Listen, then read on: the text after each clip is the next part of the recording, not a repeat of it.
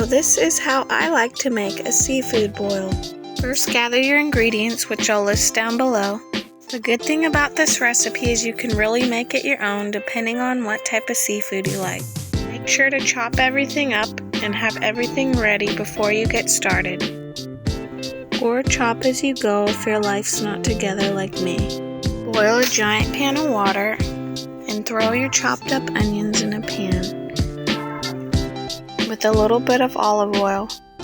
Chop your corn or break it up and throw it in the boiling water. Add the potatoes 5 to 10 minutes after the corn.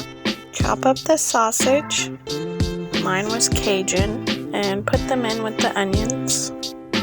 I'm actually going to remove the corn because it's done and I need to make room for the crab.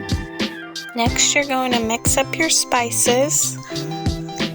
Delicious Zatarain seasoning, paprika, onion powder, a little bit of cayenne, Old Bay, and lemon pepper. Can't make it too spicy in my house, or my kids wouldn't eat it, but I would double the amount of seasoning if you like spice. Add 2 sticks of butter, which seems like a lot, but you're not eating all that butter. Add in your spices and squeeze in 1 lemon. Now you're going to add chicken broth. I make my chicken broth the frugal way.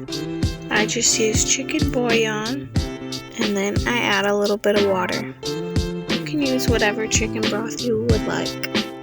After you take your potatoes and corn out of the other pot, your potatoes should be fork tender.